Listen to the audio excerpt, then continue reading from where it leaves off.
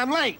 I had to stop by the Wax Museum again and give the finger to FDR. We know Al-Qaeda, Zawahiri, is supporting the opposition in Syria. Are we supporting Al-Qaeda in Syria? Well, it's a proud day for America. And by God, we've kicked Vietnam syndrome once and for all. Thank you very, very much. I say it again, you've been had. You've been took. You've been hoodwinked. These witnesses are trying to simply deny things that just about everybody else accepts as fact. He came, he saw, he died. Well, we ain't killing their army, but we killing them. We be on CNN like, say our name, bitch, say it 3 times. The meeting of the largest armies in the history of the world. Then there's going to be an invasion. All right, you guys, on the line, I've got Dan McAdams, Ron Paul's right-hand man. He runs the Ron Paul Institute for Peace and Prosperity, and, of course, 4 days a week, co-hosts the Liberty Report with Dr. Paul. For many years, I don't know, more than 10 years, I think, he was Ron Paul's foreign policy advisor in his congressional office. Welcome back to the show. How you doing, Dan? Hey, Scott. Thanks for having me back. Very happy to have you here. And sorry to start with the least important thing to me first, but it's kind of a thing. Are you still officially kicked completely off of Twitter? Yes, I am permanently suspended, which is sort of an oxymoron, I guess. But that's the latest. And this is for making fun of Sean Hannity, really? Yeah, for using the word retarded. It's okay. It's a schoolyard word. It's not very funny. Yeah, but nobody ever calls anybody names on Twitter. Where do you get off, man? Exactly. I should be shot, not banned. Yeah. No, and every time I appeal, it's like this endless loop. They send me the same thing. That I committed an attack based on someone's disability, which it was an attack, and the guy's not disabled. So, are they just being cute and saying that Sean Hannity is retarded? Because then they're the ones who are being insulting using that term, right? I don't know how this works. It's hard to know. And like when you were kicked off, you had a breath of fresh air. And I've talked to other people like Kurt Nimmo and others that said, and Jim Corbett, said when they were kicked off, it was a breath of fresh air. And yeah, I see that because I did spend too much time there in some ways. But the problem is I had a pretty doggone good people that I followed in terms of research. Sure, I know, man. It feels like closing one eye, especially at first. It's like, man, I'm really cut off from what's going on. You think about, but you know what it is too is, out of 10,000 tweets, you go, wow, a Seymour Hersh article that I might have missed if I wasn't on Twitter right now. And so you get that little dopamine thing that says it's a good thing I'm here. But in reality, someone would have sent you that Hersh piece. You'd have seen it somewhere. You know what I mean? For all the garbage and all the absolutely worthless tweets and all the people mad at you for something that you got right or whatever it is. It's just not worth it. It's stupid. Yeah, and you just spent 3 hours trying to find that piece on Twitter when you could have found it easily elsewhere, and you actually could have been writing your article and been done with it by then. Yeah, exactly. So, I mean, it's just it's bad for us all too. I mean, look at what it did to Justin. It was the worst thing that ever happened to his article writing. It's true because he was spending all his time, in little Twitter fights, and his article started just being about what happened on Twitter today, and it's just. Anyway. Yeah, that's true. I'm writing a book right now, so. Another one? Yeah, sorry. That's great. I can't quit. I hate it, but I'm stuck like this. That's great. Man, let's talk about the wars. I know you're wondering, but which of the wars, Scott? Because there's so many to choose from. I'm going to say let's talk about the border dispute going on there between the Turks and the Syrian Kurds and the Syrian Arab Army and the USA and the president and the rest of the establishment and all of these kinds of things. And I guess we start with the latest, which is there's a ceasefire, but they're not abiding by it, I guess, this morning. Yeah, I guess that's the case. This is probably the most misreported event, in American history. I shouldn't say that because they screw up all the time. But if you look at the press coverage of what's happening there, it's it's 1,000% wrong. It's all about let's hit Trump. I don't care what the facts are on the ground. We have to make Trump look stupid. We have to make this look like a bad idea, even though, as I said early in the week, and not to credit myself, but other people have said it's a win-win-win-win. I mean, this is the best thing we could hope for right now, which is the deal. First of all, and this didn't happen out of the blue, but Trump talking to Erdogan, announcing we're pulling back from that area. The Kurds rush to Assad and say, let's make a deal. We don't want to get nuked. That's working out fine. If you look at the details of the deal, I think Danny McAdams has a good Twitter thing on that. If you look at the details of the deal, it's fine. They're going to be incorporated into the Syrian army. Everything is going okay, as well as can be expected. I'm sorry, you say the YPG is going to be integrated into the Syrian army? Well, the Kurds that are party to the agreement are going to be integrated into a special section of the Syrian army. Wow! As part of it, they've agreed to do that, and because it was that or annihilation, and the Syrian army is now taking. I'm just looking at a picture of them hoisting the flag on the border crossing at Kobani. I mean, this is for us, it's good news because it's really the final defeat of the United States in its asinine Assad must go, let's destroy the country policy started under Obama and Hillary Clinton. Yeah, but what about Erdogan's asinine policy of continuing this thing after we already have everything we need for a peace here, with the Syrian army filling the security void that he claimed necessitated his invasion? Yeah, but the invasion is a non-invasion. I mean, they're in there. The slaughter that they claimed would happen is not happening. He's not going to get his 30 kilometers of territory because the Russians are in between the Syrian army and the Turkish army, and the Turks have already found out what happens when you shoot down Russian stuff. They get pretty annoyed. So and that is a huge point here, right? That the Russians went ahead and put their infantry on the ground in Manbij. As I understand, military police are there in the buffer zone, policing the buffer zone. But, essentially Erdogan got what he wanted, which he didn't want the YPG on his border. Understandable when you look at the YPG and the PKK and 40 or 50 years of conflict. He was adamant about it. He feels that it's a security threat. We probably would too if such an army was on our southern border. So it's certainly we don't commend him for the attack, but we understand the reasoning behind it. But that reason for it is now gone. The YPG has pulled back. They're integrating into the Syrian army, and the purpose. He's not going to be able to hold the territory. He doesn't want to hold the territory, but he wants to get rid of some of these refugees. He's got 3.5 million of them. Of course, they're of his creation. I mean, we can go on with recriminations. Right. He is shoulder deep in this crap because he bought into the regime change stuff. He thought it was going to. Well, he's crazy to want to put the refugees into Syria and Kurdistan, right? And that's just going to seed all kinds of further conflict. I wonder if he's even going to really try that. Shouldn't he allow them to go back to the cities where they're from in the first place? But I think there's nothing that will stop them once they cross the border to going back to where they're from. I mean, he's not putting them in camps in Syria. He's basically he wants to dump them over the border, and hopefully the people will go back to their homes. If we look at the places that the Syrian government has retaken, things have gone back to normalcy.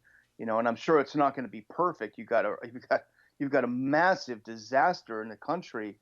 That was precipitated by the U.S. and our allies, so-called, in the Middle East.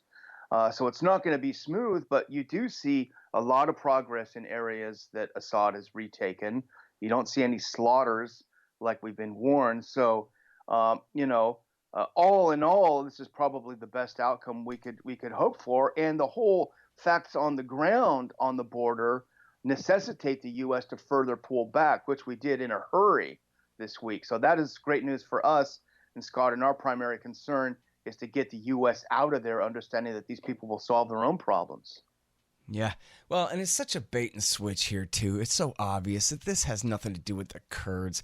Anyone in the American government crying over Kurds is obviously being a cynical manipulator, crying crocodile tears when they have other agendas. And then you might go, oh, well, yeah, I guess what they're really concerned about is ISIS. But yeah, no, that's not what it is either. They're perfectly happy to watch Erdogan support ISIS and create this problem for the Kurds in the first place, as you just alluded to. You listen closely and you see what they're all concerned about is the presence of Iran and Hezbollah in Syria, which has, of course, increased since Obama started this war in 2011 in order to try to limit their influence in the Levant, and it only backfired. And so now they say we have to stay in Syria because of Iran. In fact, all the Israeli media had a blog about this at the Institute where they're, I don't know, 6 or 8 headlines about, oh no, Israelis concerned about whether pullout from Kurdistan portends a further pullout from Syria and an abandonment of Israel in the face of an increased Iranian presence there. Yeah, there you have it. Well, that's what they did with Iraq and the Kurdish areas of Iraq. The Israelis not only did they have establish themselves big time, but they started launching drones on Iraq proper from there. Remember, it was 3 weeks ago that they launched a drone from the Kurdish region of Iraq. I had missed that they had launched that from Syrian Kurdistan. I mean, from Iraqi Kurdistan, huh? Yeah, that was the report. Yeah, that was the report. So that tends to irritate people. So I think that's a good reason. Iran is probably the main reason. But the other reason why everyone is blindly all of a sudden discovering the Kurds is it's just a way to give Trump another black eye. And, neither of us are Trump fans, let's be honest, but they can't stand the idea that Trump might be ending one of Obama's wars because, of course, Obama is the great peacemaker and Trump is the great warmonger. So that's the narrative, and you don't dare undermine it, But, in the House, they passed this thing, every single Democrat, unanimous. Every single Democrat voted to condemn the withdrawal of 1,000 soldiers from northeastern Syria. Yeah, it wasn't even 1,000 though, because the actual number of soldiers who pulled out was, I think, less than 100. This is not a massive withdrawal, and they didn't leave Syria. This is the thing a point that I made on the Liberty Report earlier this week, and it was something that I picked up in Defense One, which is a pretty handy website. But the fact is that these soldiers, these U.S. soldiers in these outposts that withdrawn, they were just a few dozen, smack in between an advancing Turkish army, an advancing Syrian Arab army, the Russians, and the Kurds. So these guys were in the kill zone, and President Trump wisely pulled them out of the kill zone. And everyone is screaming, how dare you pull these troops out? What would they have said if Trump had left them in and they'd been blown to bits? Oh, Trump, what a scumbag. Dereliction of duty. You let these guys get killed. So, there's just, I hate sounding like I'm defending Trump, but there's no way to win with these people. They don't care about the troops. They don't care about the policy. They're so blinded with hatred for a person that, I've never seen such an insanity before. Hold on just one second. Be right back. So you're constantly buying things from Amazon.com. Well, that makes sense. They bring it right to your house. So what you do, though, is click through from the link in the right-hand margin at scotthorton.org, and I'll get a little bit of a kickback from Amazon's end of the sale. Won't cost you a thing. Nice little way to help support the show. Again, that's right there in the margin at scotthorton.org. Announcing the latest book to be published by the Libertarian Institute, Coming to Palestine, by our heroic executive editor, Sheldon Richman. In Coming to Palestine, Richman tells the truth about the creation of Israel, the Palestinian Nakba, or catastrophe, and the Israelis' continued oppression of the Palestinians since that time. He also tells the stories of anti-Zionist, Orthodox, and Reform Jews who oppose the creation of Israel, and those who fight for the Palestinians' freedom today. Read Coming to Palestine by Sheldon Richman, available at libertarianinstitute.org and amazon.com. Hey guys, you got to check out thebumpersticker.com. You play in a band, you need stickers? You go to thebumpersticker.com. Maybe you have a business and you need stickers. You go to thebumpersticker.com. They'll take care of all this stuff. I created the company back, a generation ago. I sold it to Rick McGinnis, and he's done a great job with the company ever since. They got what you need over there at thebumpersticker.com. The fun thing here, too, is it's impossible to take a position for intervention in Syria. that is not a contradiction. So these people go, oh, yeah, no, we have to protect the Kurds. Well, protect them from who? The Free Syrian Army? The mythical moderates who are just trying to create a democracy over there? The guys who, I got an email yesterday about this female Kurdish military leader, YPG leader, that was captured and executed by them, allegedly. But there have been a lot of nights, but sometimes we like them when we're using them against the Shia. So, but anyway, in this case, they're terrible Turkish terrorists fighting against our precious Kurds that we love so much. We'll get back to favoring the Free Syrian Army next week again. Yeah, and they're not even Turks, They're basically, as you point out, they're elements of the Free Syrian Army and other splinter groups. I saw a graphic recently. These are all the people the Turks are using in there, and there's like 30 or so different of these jihadist groups. And interestingly enough, what precipitated this rapid withdrawal was the fact that it was elements of the Free Syrian Army that started shooting at the American troops there, and that's why we had to get out of there in a hurry. So, there's a lot of thanks we get there. Yeah, and people will remember, of course, from back a couple of years ago, there were reports in the LA Times and other places where you had outright battles between the YPG and the FSA, where it was DOD on one side and CIA on the other. Yeah, it's sick, it's cynical. This is what happens when you think you can manipulate the world. But the interesting news, I saw something in the Hill. There was a Hill-Harris poll that was released. And this is what I wish, because Trump seems to be besieged by all sides. And again, I sound like I'm defending him. I'm not. But this is a smart policy. But he should look, even in the face of this overwhelming propaganda of the House, of Mitch McConnell saying he's got to do something even stronger against Trump pulling the troops. Even in the face of all this, the public opinion in the U.S. right now to removing troops is about evenly divided. And more importantly, 51% of Republicans back Trump's decision, and even in the face of everyone from Fox News to MSNBC talking about how terrible this was. What's the percent of Democrats? This is what's interesting, too. Only 53% oppose the move. So it's not like 80% of Dems think this is a nightmare. So the Democrats, in going whole hog, like you said, unanimous support for condemning the president, even that, they're going against half of their own electorate here. That's in right. the face of propaganda. I mean, seriously, Dan McAdams, think about going to a meeting of progressives and telling them, okay, everybody, here's why we have to stay at war. All those things you thought about the most important issue in the world for the last 20 years of your life are now meaningless. And here's why. It's because the Republicans sometimes say anti-war things, and we got to be the opposite of that. Okay, everybody? How are you going to get people to go along with that? Obviously, it's pretty difficult. And some guy stands up in the back and says, yeah, we got to fight ISIS. And someone says, no, shut up, you idiot. It's about the Kurds this week, not ISIS. Yeah, no, it's Iran, dum-dum. Yeah. Fight. The Yazidis, something. We got Hezbollah. Yeah. Oh, yeah, no, we got to save the Yazidis on the mountain, man. Don't you know? 30 days. We'll be out in 30 days is what Obama said. Oh, man. So now here's the bad news. And I'm not really sure the context of this, whether he was really told to say this or not, if this was like an official walk back. But Mike Pompeo, the Secretary of State, already started walking this back and saying, well, Trump likes to make decisions and then think about it some more and sometimes change his mind about stuff and this and that. So in the context, I wasn't sure if that was an official walk back or that was him hoping, or what. But that is the danger here. He tried this last December and he changed his mind.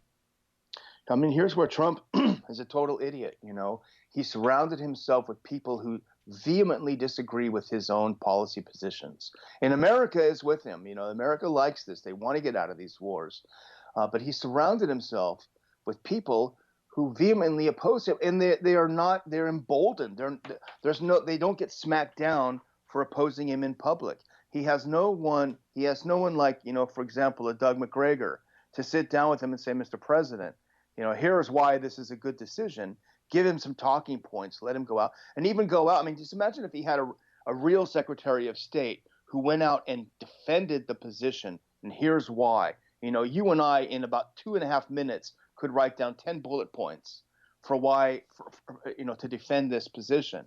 But he surrounded himself with people who hate this, who want more war. So yeah, I really don't know what's wrong with the guy. I really don't.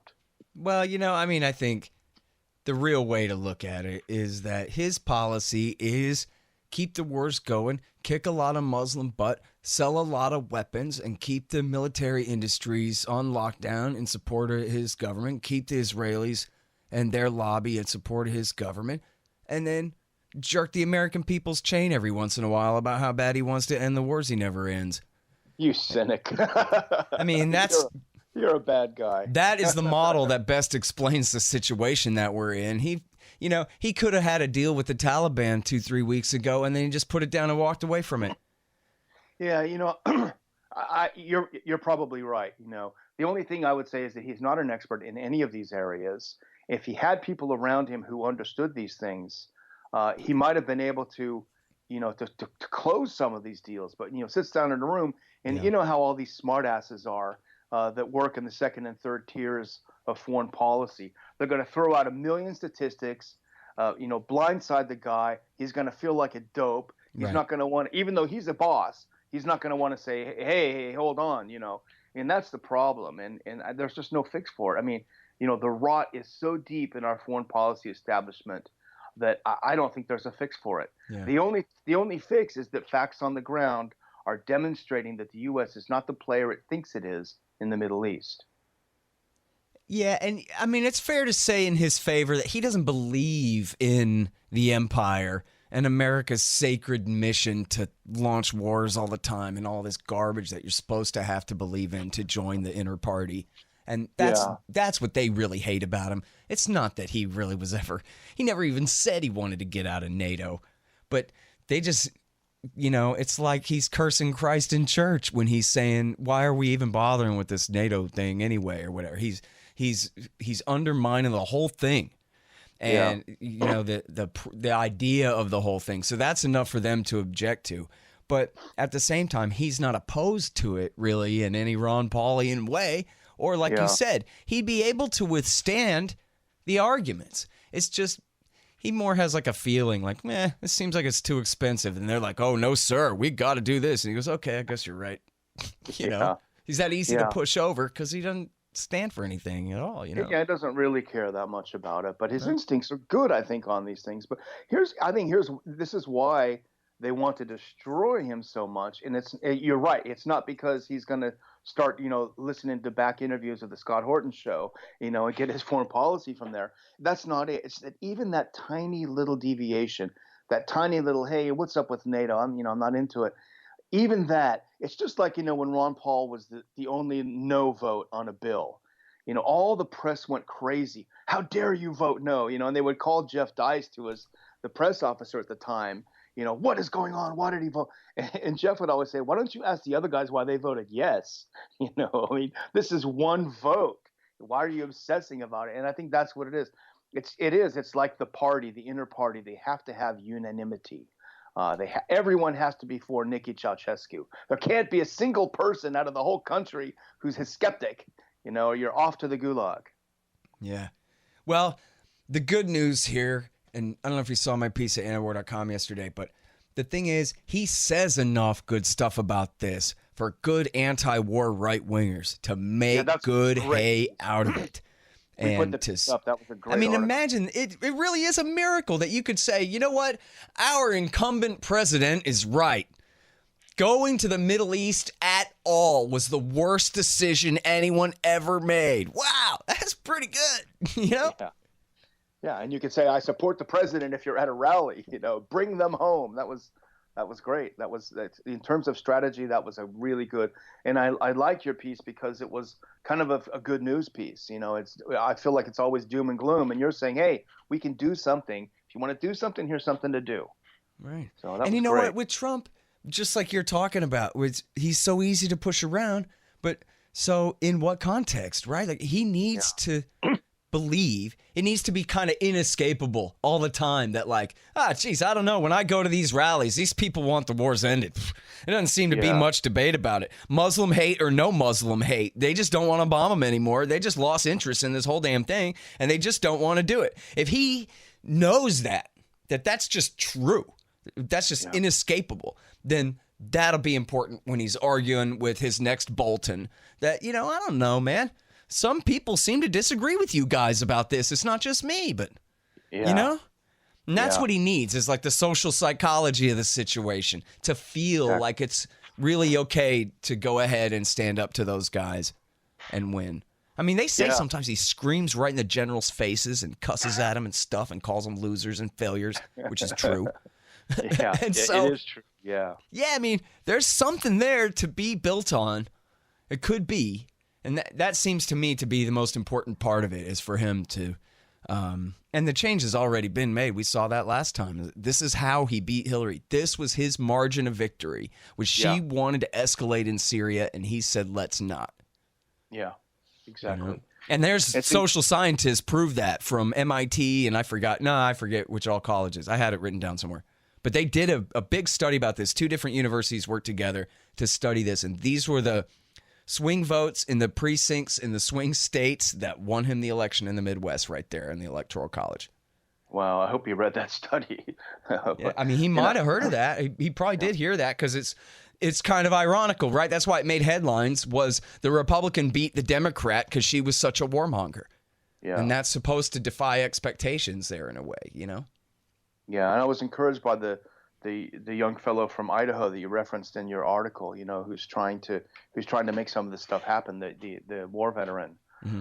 So hopefully more groups like that will spring up, or they'll have more chapters to affect change that way. Well, I'll tell you what, I mean, this country's got a couple of million veterans of the war on terrorism, and there are plenty of anti-war guys among them. So yeah, remember that recent poll that said most of them thought the whole thing is not worth it after having come home from it. So right, yeah, 60-something% tied with the public at large in a super majority. Yeah, it's amazing. Yeah, hopefully he reads that.